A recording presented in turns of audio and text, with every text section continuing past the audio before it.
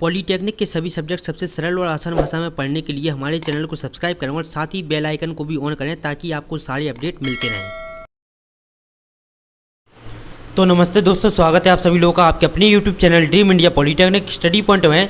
आज का video lecture हमारा पॉलीटेक्निक 6 सेमेस्टर के स्टूडेंट्स के लिए है और आज का हमारा जो सब्जेक्ट है वो है UEE। देखिए UEE का ये आपका दूसरा वीडियो लेक्चर है। इसके पहले आपका एक वीडियो लेक्चर आ चुका है जिसमें हमने आपको प्रकाश के बारे में बात की थी। ठीक है, आज के इस वीडियो लेक्चर में हम पढ़ेंगे ल्यूमिनस फ्लक्स मतलब कि प्रदीपन फ्लक्स के बारे में, सॉलिड एंगल मतलब कि ठोस एंगल के बारे में, और ऐसे ही 3-4 टॉपिक और हैं आपके आज के इस वीडियो लेक्चर में। इन सभी टॉपिक को हम कवर करेंगे, तो वीडियो को लास्ट तक आप लोग जरूर से देखें। देखिए सभी वीडियो लेक्चर आपके लिए इंपॉर्टेंट हैं और 6 सेमेस्टर के स्टूडेंट्स वीडियो जो कि है प्रॉपर देखें। आपकी प्रॉपर वीडियो आएगी, एक दिन में 2 से 3 वीडियो लेक्चर आपको जो कि है पर डे दिए जा रहे हैं। और भी सब्जेक्ट स्टार्ट हो चुके हैं। पॉलीटेक्निक इलेक्ट्रिकल डिपार्टमेंट वाले जितने भी स्टूडेंट हैं, प्लेलिस्ट में जाएं, आप डिस्क्रिप्शन में जाएंगे वीडियो की, वहां पर जाकर आपको तीनों सब्जेक्ट की प्लेलिस्ट मिल जाएगी, EEE2, UEE और IMRE। ठीक है, देखिए किसी लाइट सोर्स से निकलने वाली प्रमुख तरंगों के कुल समूह को जो कि है प्रदीपन फ्लक्स कहते हैं। मतलब कि देखिए किसी भी लाइट सोर्स जैसे कि आपकी टॉर्च या आपका फ़ोन, इसकी फ्लैश लाइट या फिर आपकी टॉर्च की लाइट से समूह के रूप में आपकी प्रकाश की तरंगें निकलती हैं। क्या निकलती हैं? समूह के रूप में प्रकाश की कई सारी तरंगें निकलती हैं, जिसको हम क्या कहते हैं? प्रदीपन फ्लक्स कहते हैं। इसका मात्रक क्या होता है? ल्यूमेंट होता है। अब आता है दूसरा टॉपिक आपका सॉलिड एंगल। देखिए कठोर आपका ठोस कोण क्या होता है? सॉलिड एंगल जब किसी स्रोत से किसी गोले पर प्रकाश को डाला जाता है। देखिए जब किसी स्रोत का मतलब यहाँ पर क्या है? किसी भी टॉर्च से, किसी भी ट्यूबलाइट, आपका CFL बल्ब, मोबाइल की लाइट, किसी भी सोर्स से गोले पर प्रकाश डाला जाता है तो गोले के केंद्र के सोर्स मतलब कि स्रोत के बीच बनने वाला कोण आपका ठोस एंगल कहलाता है। ठीक, ठोस कोण कहलाता है। इसके बाद हमारा अगला आता है क्या? इंटेंसिटी या आपका ल्यूमिनस इंटेंसिटी मतलब कि ज्योति तीव्रता क्या होती है, इसके बारे में हम जानेंगे। देखिए किसी प्रकाश स्रोत से एक निश्चित दिशा में इकाई घन कोण के अंतर्गत विसरित ज्योति फ्लक्स को उनकी ज्योति तीव्रता कहते हैं। इसका मात्रक क्या होता है? कैंडेला होता है तथा I से इसको प्रदर्शित हम करते हैं। I बराबर देखिए आपका फॉर्मूला होगा आपका φ/W। ठीक, कैंडेला। इसके बाद देखिए ज्योति तीव्रता जो हमने पढ़ा है। ठीक, इसका आपका फॉर्मूला क्या होता है? इसको हम I से रिप्रेजेंट करते हैं। I से इसको हम जो कि रिप्रेजेंट करते हैं। I बराबर आपका होगा क्या? कुल ज्योति फ्लक्स अपॉन कुल घन कोण। कुल ज्योति फ्लक्स को हम लिखेंगे क्या? ल्यूमेंट, और कुल घन कोण को हम लिखेंगे क्या? स्टेरेडियम। ठीक, बराबर आपका क्या होगा? कैंडेला। ठीक है, इतना समझ में आ गया। ज्योति फ्लक्स की इल्यूमिनेशन पावर भी कहते हैं। क्या कहते हैं इसको? इल्यूमिनेशन पावर भी जो कि कहते हैं। अब हम समझते हैं इल्यूमिनेशन एफिशिएंसी मतलब कि प्रदीपन दक्षता क्या होती है। देखिए प्रदीपन दक्षता क्या होती है? किसी लैंप की ल्यूमिनेशन एफिशिएंसी इसके द्वारा उत्सर्जित ल्यूमिनस मतलब कि ज्योति तथा उसको दी गई पावर के अनुपात को कहते हैं। ल्यूमिनस एफिशिएंसी क्या होता है? ल्यूमिनस एफिशिएंसी बराबर आपका होता है आपका luminous flux output upon electrical power input. इसका मात्रक ल्यूमेंट्स अपॉन वॉट होता है। इसका मात्रक क्या होता है? ल्यूमेंट्स अपॉन वॉट होता है। देखिए इसके बाद आपका आता है क्या? स्पेस टू हाइट रेशन मतलब कि बेरम ऊंचाई अनुपात क्या होता है? देखिए यह लैंपों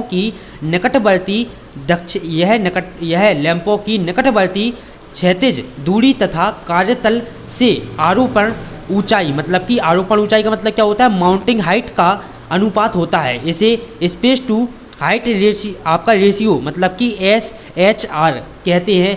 इसे SHR जो कि इससे प्रदर्शित करते हैं।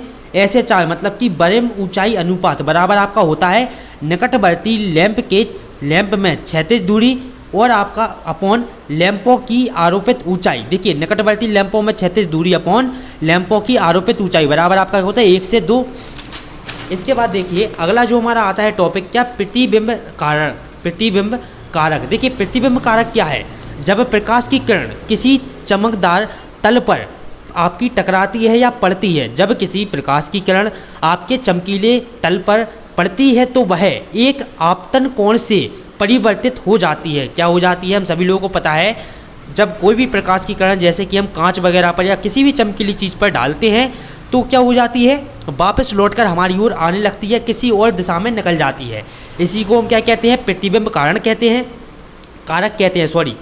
जब प्रकाश की किरण किसी चमकीले तल पर पड़ती है तो वह एक आपतन कोण से परिवर्तित हो जाती है। आपतित किरण या प्रकाश का थोड़ा भाग सतह द्वारा शोषित कर लिया जाता है, मतलब कि सतह जिसको जो कि है उसको एब्जॉर्ब कर लेती है। परावर्तित प्रकाश तथा आपतित प्रकाश का अनुपात ही आपका रिफ्लेक्शन फैक्टर कहलाता है। देखिए, आपका परावर्तित प्रकाश और आपतित प्रकाश का अनुपात ही आपका क्या कहलाता है? रिफ्लेक्शन फैक्टर कहलाता है। इस तरह से जो कि आप इसका डायग्राम बना सकते हैं। ये है आपका क्या? अविलंब है, ये आई है, आर है, ये आपका ये आपतित किरण आपकी यहाँ से प्रकाश आ रहा है और यहाँ से जो कि है परावर्तित हो रहा है। ये क्या है? आपका समतल दर्पण है। अब रिफ्लेक्शन फैक्टर बराबर आपका फॉर्मूला होता है परावर्तित प्रकाश अपॉन आपतित प्रकाश, परावर्तित प्रकाश अपॉन आपतित प्रकाश। लक्ष्य, देखिए लक्ष्य क्या है? यदि खोखला गोला 1 मीटर अर्धव्यास का हो, यदि खोखला गोला 1 मीटर अर्धव्यास का हो तथा इसके केंद्र पर एक कैंडल शक्ति का प्रकाश रख दिया जाए तो प्रदीपन मतलब कि इल्यूमिनेशन 1 मीटर कैंडला होगा तथा इससे लक्स कहते हैं। ठीक, इसके बाद देखिए अगला जो टॉपिक आपका आता है वो आता है क्या? शैडो। किसी लाइट सोर्स के, सभी लोगों को पता है शैडो का मतलब क्या होता है हिंदी में? परछाई।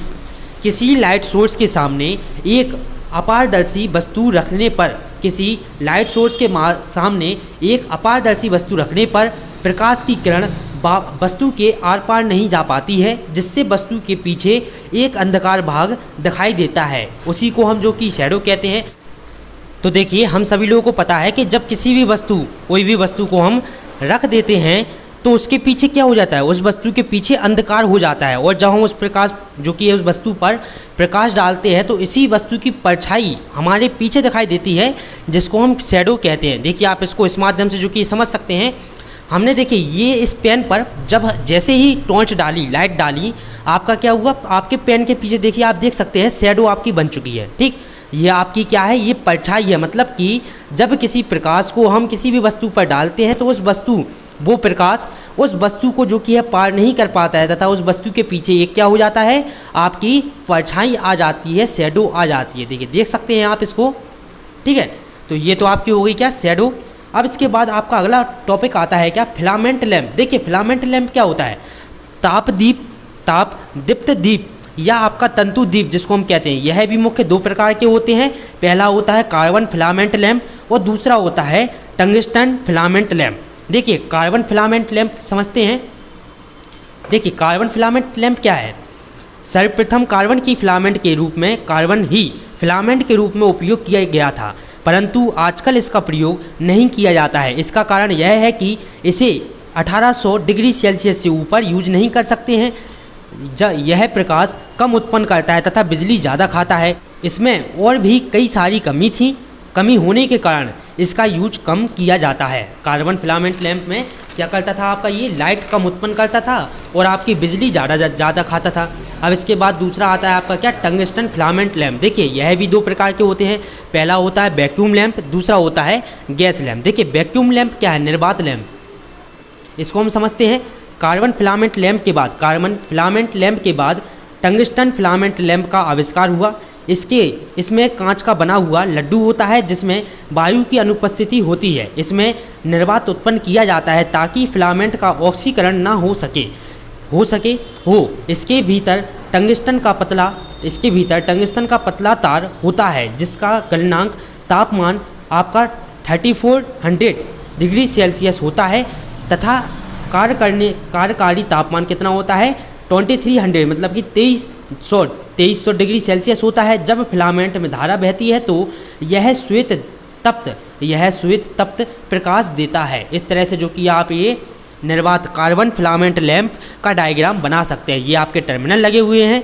ठीक, ये आपका कॉन्टेक्टर है, ये वायर लगा हुआ है आपका, ये आपका ग्लास है और ये क्या है आपका ऊपर फिलामेंट लगा हुआ है। इस तरह से जो कि आप इसका डायग्राम बना देंगे। अब इसके बाद अगला हमारा लास्ट जो कि है आता है लैंप, गैस लैंप। देखिए गैस लैंप क्या होता है, इस लैंप की खोज आपके लेम्यूमर ने सन आपका 1930 ईस्वी में किया था।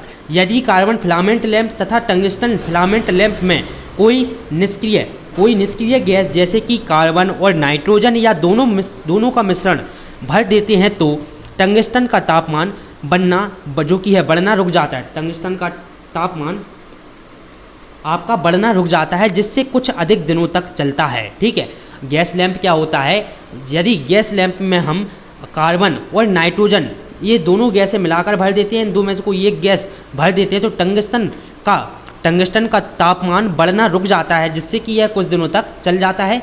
इस प्रकार के लैंप में टंगस्टन का महीन तंतु होता है। महीन तंतु होता है, क्या होता है, टंगस्टन का एक क्या होता है, महीन तंतु होता है। जिन लैंप में केवल कार्बन गैस भरी होती है उनका प्रकाश कुछ नीलापन होता है। ठीक, कुछ जो कि है नीलापन प्रकाश उत्पन्न होता है, जो कि आंखों को भी काफ़ी ज़्यादा रेस्ट प्रदान करता है। तो ये थे हमारे सभी लैंप और आज हमने जो कि है इन सभी टॉपिक के बारे में अच्छे से बात की। तो अगले वीडियो लेक्चर में हम आगे के टॉपिक कवर करेंगे, तो वीडियो को लास्ट तक आप लोग जरूर से देखें। सभी वीडियो को आप लोग लास्ट तक जरूर से देखें, क्योंकि आपके लिए सभी टॉपिक इंपॉर्टेंट हैं। 6th सेमेस्टर में जितने भी स्टूडेंट हैं, आप लोगों की जैसी तैयारी 5th सेमेस्टर में कराई गई थी, इससे अच्छी तैयारी आप लोगों की 6th सेमेस्टर में कराई जाएगी। बस आप सभी लोग वीडियो को सपोर्ट करते हुए चलें, चैनल को भी ज़्यादा से ज़्यादा सपोर्ट करें, शेयर करें और आपके जितने भी जूनियर हैं उन सभी लोगों को ज़रूर से बताएं कि फर्स्ट ईयर और सेकंड ईयर की क्लास हमारे चैनल पर जल्दी ही स्टार्ट होने वाली है। और जो लोग भी झांसी से हैं तो वो हमारी ऑफलाइन क्लास भी ज्वाइन कर सकते हैं।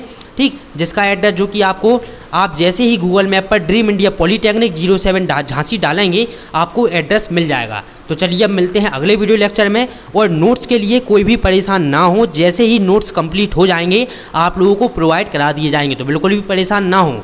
ठीक है, पॉलीटेक्निक के सभी सब्जेक्ट सबसे सरल और आसान भाषा में पढ़ने के लिए हमारे चैनल को सब्सक्राइब करें और साथ ही बेल आइकन को भी ऑन करें, ताकि आपको सारे अपडेट मिलते रहें।